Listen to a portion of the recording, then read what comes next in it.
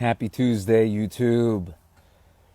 Today I wanted to talk about the number one weakness that I've been able to see from agency owners here in the last few months.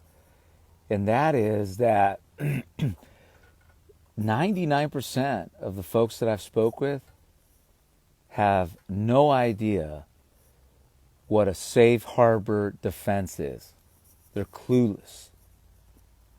And that's crazy because these same agency owners also feel that they're not responsible if one of their sub-agents makes a mistake, violates the TCPA or the do not call registry, because they feel there's a 1099 relationship, they're not liable. And honestly, that is not true. And how do I know this? 10 years ago, we've been on the phones doing telemarketing. And when I met Ron Powell, the owner of Senior Life Insurance Company, he really expanded my vision to just how serious those type of violations are, especially when you're picking up the phones.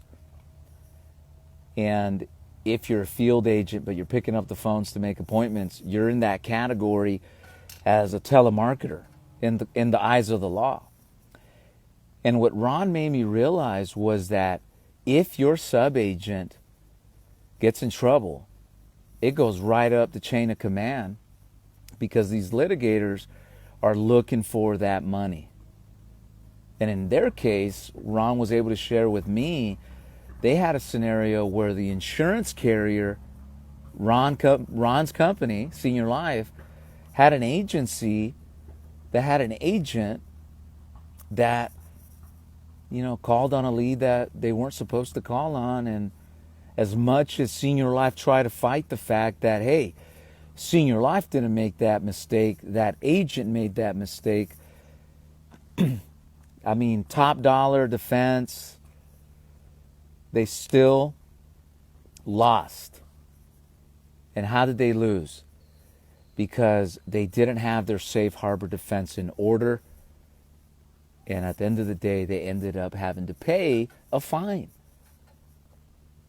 So safe harbor defense is extremely important if you are new to telephone sales. What does that mean exactly?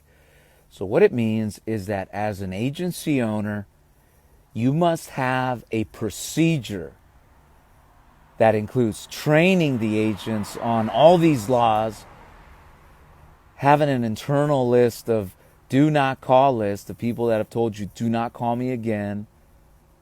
You got to be able to prove that the leads that you have are legitimate. So if you have a TCPA lead, you have the opt-in. You got to prove it. If you are making an outbound call, you got to make sure that you can prove that at the moment of doing that outbound, it was legitimate. But more importantly, all of these procedures and processes, they must be in writing.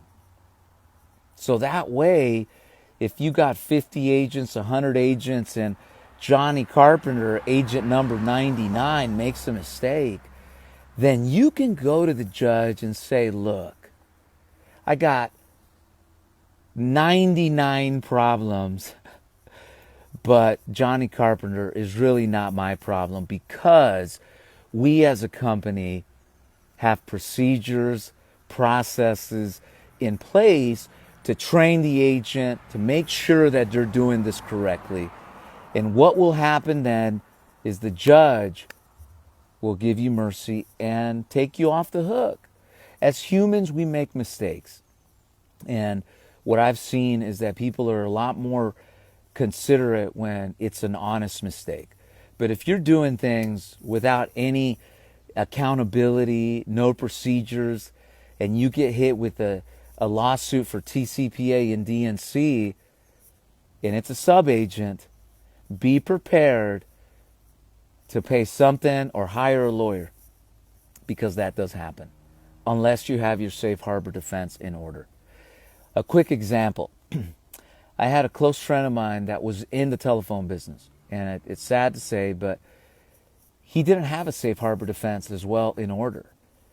And when he got hit with a fine by one of his agents, it opened up a can of worms for him, because they also took a look at the rest of his agency, and they had no procedures, no processes to prove that he was training them on all these little details that he was responsible for at the end of the day.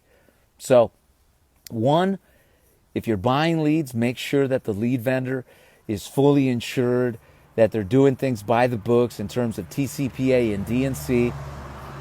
And if you're contracting agents to do the telephonic sales now, make sure that your training's on point. Make sure that you have that safe harbor defense in place, so that way you never end up in the hot seat having to pay all these crazy fines.